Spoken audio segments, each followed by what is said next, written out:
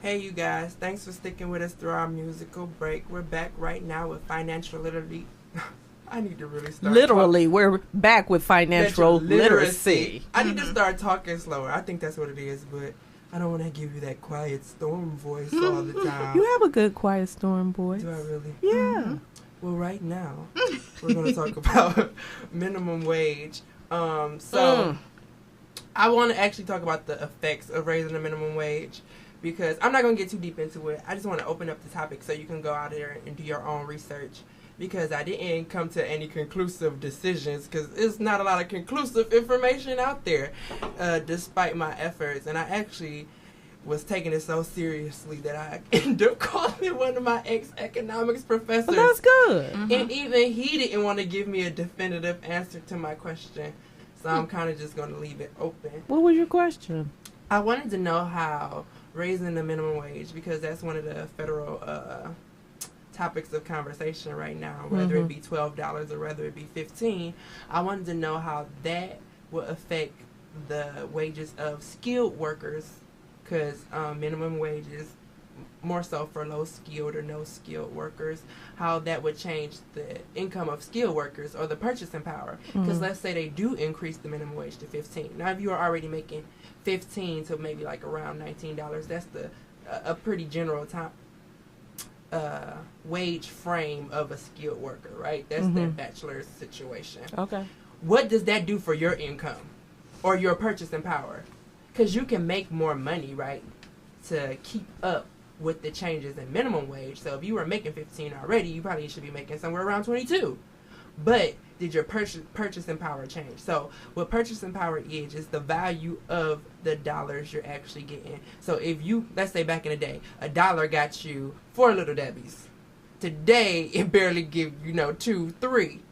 So if an increase in minimum wage causes that inflation to where Little Debbies are now $1 a piece, and you could afford it back in the day with your 15, but now you really can't, even though you got a pay increase. What is that conversation? Can I spit this back to you like in street language? Go for it. Okay, because I'm I'm an economics well, major, but I so did no, but I like this. this. Too much. No, but I like this because you're giving it out as to how it would get taught in school, and that's cool.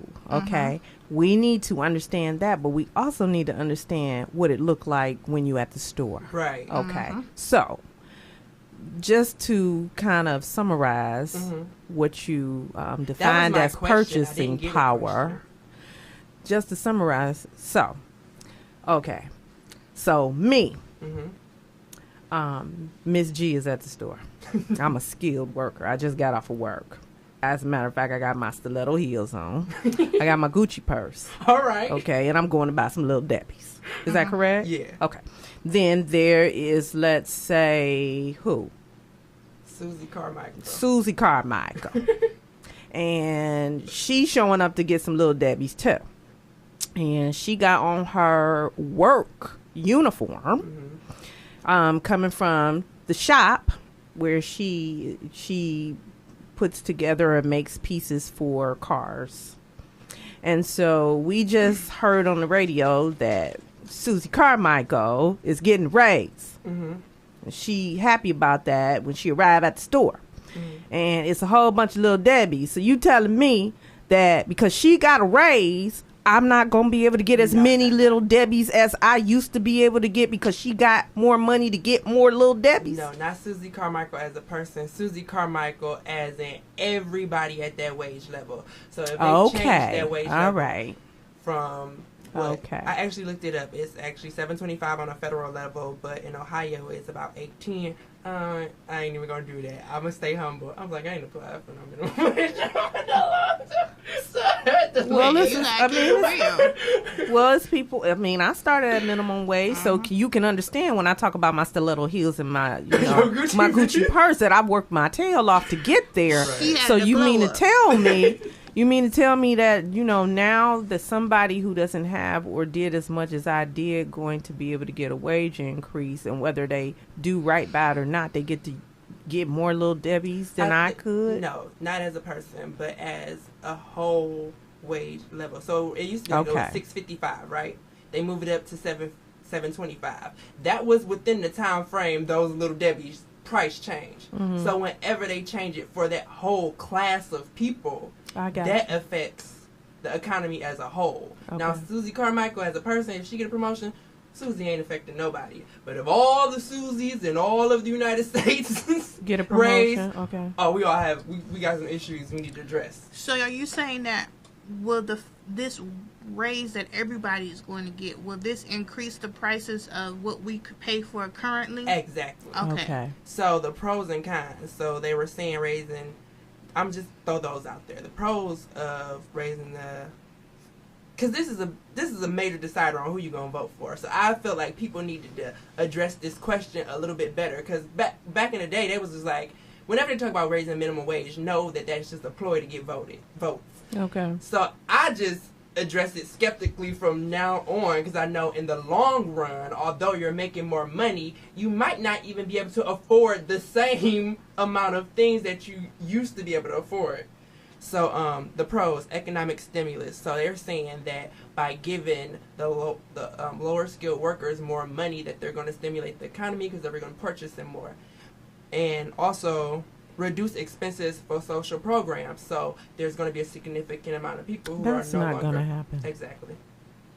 And then it combats inflation. So every year inflation goes up due to whatever factors, and you need to raise the minimum wage to accommodate that. Now that I do understand, and I think we need to actually move away from the minimum wage and move to a living wage, which is a wage that is directly tied to the cost of inflation. So each year it would make that percentage change, opposed to waiting, letting you lose purchasing power over maybe 10 or 15 years, and then trying to accommodate you after the 10 and 15 years. So why does no one promote living wage? Well, I've heard that term tossed around in the debates that I've been hearing and the ads that I've been hearing of a certain living wage. Yeah, the living wage terminology, saying that you should be making what you need to make in order to accommodate for what stuff costs right now. That I've heard that living wage term. I also heard the minimum wage prior to the primaries and all of this, but I've been hearing living wage more often in this, primary election season, that specifically from one person, rather. He's been saying living wage as opposed to minimum wage. Well, this is why they weren't a huge proponent for it in my economics class. So basically, when they raise minimum wage, what do you think the corporations are going to do to combat that? Are they going to really dip into their pockets and lower profits? No. They're going to pass the cost of those wages onto the consumer. So that means the prices of goods and services are going to go up significantly, and that, in effect, has no effect because you're basically at the same space you were in before. So there's basically, conceptually, no reason to actually increase the minimum wage other than to change the prices on things. You get to see the numbers change, but your actual purchasing power doesn't change. If it does change, not significantly enough. Now, that readjustment of prices takes some time, because you can't just walk into a store and have everything be different because there's substitutes for things. People who would have bought steak now buy chicken. So those things are allowed that adjustment to be slow. But in the long run, which is what they usually talk about in economics, things pretty much balance out. So how does, when I think about this, I think about gas and how gas jumped significantly in 2007, 2008 area, where people were paying $4 a gallon, and minimum wage at that point was still $6, whatever it was before the jump. So how does that, where you're saying it happens over time, where this was like a jump, like it went from 0 to 60 in 2 seconds, for real? Gas play their own game. It's just what they was feeling. Well, that's what cats say. You at the pump making life decisions. Between gas and food, or gas and medicine. And then the want to go ahead? Go. The other point that I make was the cons of it. So I remember the very first time my economics professor, I don't remember which one, but he walked in class and he said, "This is how I'm going to start this lesson today. What would you say if I can guarantee everybody employment? And everybody's like, yeah. And I was like, oh, full employment, I huh? need to hear that. He was like, well, that's the purpose of follow-up questions. Because in order to have full employment, we'll have to have everybody around $5. Yeah. Everybody needs to be employed. And they can choose amongst those that they want to choose. And maybe those people who were making $5 at the time are unemployed now because people with significantly higher skills have to accept that wage. So, just be skeptical with a lot of the stuff they putting out there. Now, I'm not telling you who to vote for and who not to vote for, because it all sounds good, and I'm leaning towards it. I just want some explanation. Tell me how. How you plan to combat all the things that are going to occur because you made that decision. And that's fair, but of course they never tell you. Right, because instead of using our debates, I remember back in the day, them debates were so sophisticated. CNN was data checking by the minute. Ain't nobody data check nothing, because ain't nothing valuable being said. I was like, I'm not supposed to be able to. It was a time where you had to have a significant amount of education to keep up with a political debate. Mm-hmm. I remember times where I had to have my laptop out to go. Wait a minute, hold up, whoa! But now it's like a dang on reality show, and that's the discouraging part. Because now that I'm old enough to actually participate and understand and go back and research later, there's nothing to research. Well, I think even for people who hadn't gone to school or don't have or haven't had an in-classroom experience with a professor, you had people back in the day, pundits or political people or people who could speak on the topic, to be able to explain it on both sides of it, academically and to the regular lay person where everybody get it. They don't have people like that, to me, as much as they used to, because, the quality of our knowledge is not all that great anymore, you know?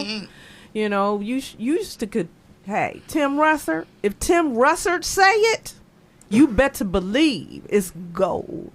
Listen, I don't know what half of these other people out here talking about, and if I could really count on them being really knowledgeable and telling me, how things are and how to look at them, if they really know, or if they faking good. Right. I think that's discouraging. A certain side is really faking it. Yeah. I mean, faking it good. I don't even think it's faking it not good. It's just like, I know you faking it. It used to be where they faking it. You really couldn't tell unless you had that certain knowledge or whatever. But now it's like, I know what you telling me is a bunch of BS. I know you up here peeing in my face and telling me it's water type thing. And you expect me to say, oh yeah, it's water. No. Well, what's unfortunate is for people who don't know how to discern, they taking it. They believe it's water. But see, that's exactly, and I don't want to take sides or whatever, but that's exactly what that other side is doing, that they're speaking to the ones that don't know and don't have that discernment. They're instilling fear and resentment and all of that in those types of individuals. Well, they're playing the game to the hilt. I'm gonna need them to stop playing games, because ain't nobody got time. Right. Ain't nobody got time for that. So those were our final layoffs. Oh, I didn't even mention layoffs. I just mentioned price increase, or the two final kinds of raising the minimum wage. Now, there's a lot of great things that could happen. There's a lot of realistically bad things that probably are going to happen. So price increases, layoffs. So if I have a workforce and I have to now pay them double, because we're currently at $7.25 federally, and they're talking about $15 federally. So that's more than doubled.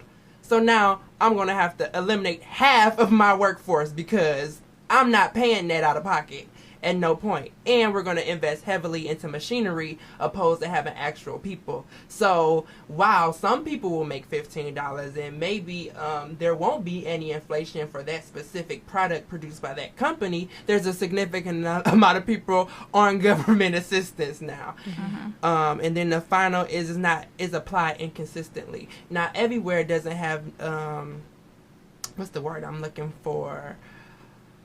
Everywhere's cost of living is not necessarily the same. That's so right. a $15 increase in New York or Ohio or California or Arkansas, where very little people are going to have significantly different impacts. So maybe somewhere we're over increasing and some other places we're under increasing. So those are the strong arguments in contrast of increasing the minimum wage. I think we should, unless we're really, I don't like Band-Aids, and I feel like we've always discussed minimum wage and economics as a Band-Aid. We need a cure. So if you're definitely interested in changing poverty, why not increase the number of applicable jobs in the market, which will naturally drive up the wage? But that the job part is also a Band-Aid, because you still have these greedy corporations who are going to increase or keep their profit at whatever cost they have. So if they gotta have more jobs, they'll have more jobs, but it won't be paying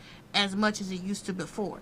So I think the solution part is more so regulating some of these corporations and what they can do, because they always gonna find a shortcut, a way around. Absolutely. Something that they can undercut to say, okay, well, the government regulates this, just like they did with shipping the jobs over to overseas. We have to have these certain type of regulations in place. We have to have medical insurance, all of this. Why don't we ship it to a country that doesn't require that? And that's how we keep our profits at the level that we have. Absolutely. That's what that all kind of plays into creating more jobs and creating sustainable jobs. Now, if we prevent companies from moving them over market and we create new jobs in the market, right? Now we have an increase in the demand of workers. And we still have a limited amount of workforce as of now. And unless people decide to move out from the black market, which could be a significantly good thing. But because we have a growing need for a workforce, but a stable workforce, now we have to pay people more to transition. So that creates job mobility, and that's the big grower of natural wages is mobility. If I have the choice between working for factory A or factory B, and factory C comes and they're offering significantly more, now A and B have to get their things together if they want the skilled or higher productive workers to benefit. Now, when C is doing significantly better than A and B and they're paying people more and they're creating more product, A and B have the potential to fall off out of the market, which would keep that wage high.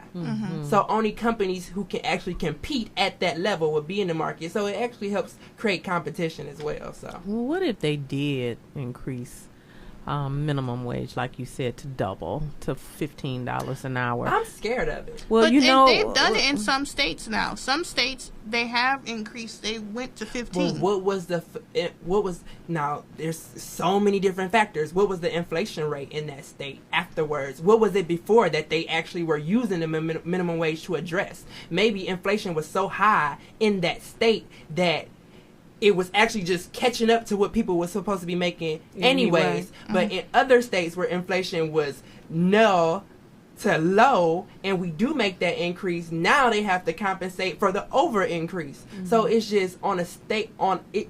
It's maybe in my I don't know. I'm still young. I think like minimum. I think if you double, this is just a theory. I think if you double minimum wage, because what I'm listening to as we talk is about what government should do and what corporations should do.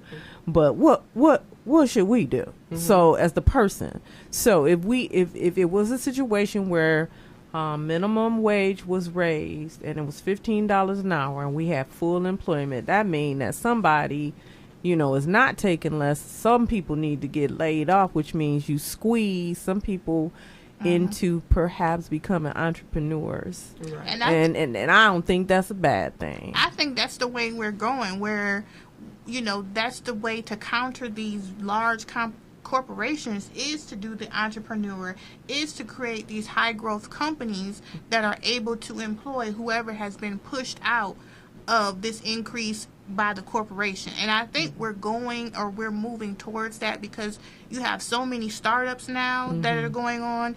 You have, and I keep coming back to Black Girl Magic, but you have these corporations or these small companies that are doing big things. They're doing big things. And they're employing people who have been not aged out, but who have been out of that market, the job market, for a while. So because they got pushed out, right, or they got in that age group where no one would employ them, but they still got mad skills or something. Right. So now you have these opportunities for these entrepreneurs to get this talent, acquiesce this talent, and figure out how to get the people who are now making higher wages purchase all kind of different stuff. And the way this is happening is that, they're not taking the government assistance. They don't have these corporations' dollars.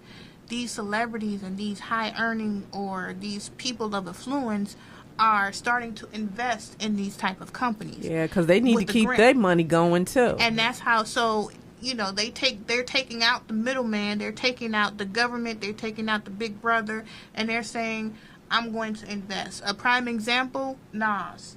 If you've seen his investment portfolio, oh my gosh, he's macking it. He's investing. He's giving scholarships to black and brown people to go into these tech companies and whatnot. So that's kind of where we're shifting towards. It's a slow shift, but I've been noticing that, more startup companies are coming out, which means the jobs. If we support small businesses, we have Small Business Saturday. If we support more small businesses, this is how we kind of stimulate the economy more than just going by what corporations say and going by what government regulates. And this is why healthcare is so important, because if you do have this squeeze play where you have full employment, where you have people getting X'd out because they're getting laid off, and they do make the leap and decide they're going to do something entrepreneurial, it is a lot off your chest. It's a lot off your head if you know that if you get sick or your family member is ill, that they can go to the doctor. Oh my God, I actually wrote a paper back in college on how restrictive healthcare is on mobility. Like, a lot of people really won't leave their job because they fear that they won't find an equivalent health insurance people plan. are just working for the health care. Right. And my dad is of the older generation. He's in his 70s, so he's of the generation. Okay, if I say I was going to work part-time, do they got health insurance for your part-time? Like, he afraid, like, you need some insurance now. You need some insurance. So it's like, but it doesn't give me necessarily the opportunities that I want. So you got to decide if you want opportunity, or in case you go and get sick or something happens, am I going to work at this dead-end job just because of that? Right. It's a hard choice, but I think this is why I like the move toward this universal health care, whatever you want to call it, and whatever people feel about it. It does allow you some freedom to say, you know what? I'm going to go and do something else. I'm going to give it a shot. You can always re-enter the job market if things don't work out. But you're right, it's restrictive in such a way that people will not leave. And if I can't get the same cancer treatment that I need if I don't work at a company, I'm not leaving the company. Right. It's not happening. Well, that's all we have for financial literacy this week. If you have any follow-up questions for us, you can pass those along to us at askthelesson@gmail.com. That's the email address. We're going to take another short break. I hope this song is as short as I think it is. And then we're going to jump right back for our final segment, which is Senior Seminar, where we talk about not sex, not politics, not race, but we kind of do, just not in reach of the teacher. All right, in a minute.